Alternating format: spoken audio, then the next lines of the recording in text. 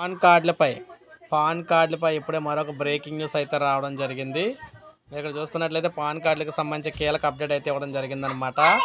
Pan card ఆధునీకరించేందుకు కేంద్రం నిర్ణయించింది. ఇందులో భాగంగా పాన్ 2.0 ప్రాజెక్టు గ్రీన్ సిగ్నల్ ఇచ్చింది.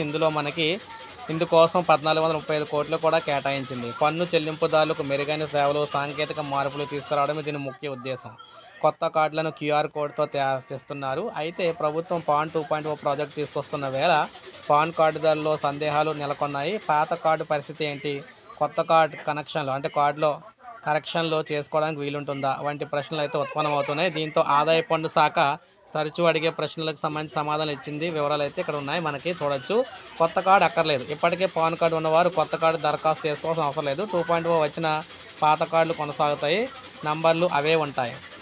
కరెక్షన్లకు అవకాశం, పాన్ కార్డుదారులు ఏవైనా సవరణలు ఉంటే సరి చేసుకోవచ్చు, అవకాశం అయితే ఉంది. ఈమెయిల్, మొబైల్ నెంబరు, అడ్రస్, పుట్టిన తేదీ పేరుతో సవరణలు అయితే చేసుకోవచ్చు. పాన్ 2.0 తర్వాత మనం చూసుకున్నట్లయితే ఇలాగా పాన్ 2.0 ద్వారా ఉచితంగానే అవకాశం కల్పిస్తున్నారు మార్చుకోవడానికి. ప్రస్తుతానికి ఆధార్ సాయంతో ఆయా వివరాలను NSDL, UTISL వెబ్సైట్ల ద్వారా చేసుకోవచ్చు అని చెప్తున్నారు. ఇక క్యూఆర్ కోడ్ పాతదే. పాన్ 2.0 ప్రాజెక్టులో పాన్ కార్డులు క్యూఆర్ కోడ్తో వస్తాయి. అలాగని ఇదేం కొత్త విధానం కాదు. మనకి 2017-18 నుంచి జారీ చేస్తున్న కార్డులన్నీ కూడా మీద క్యూఆర్ కోడ్ అయితే ఉంటుంది. దాన్ని 2.0 కొనసాగిస్తారు.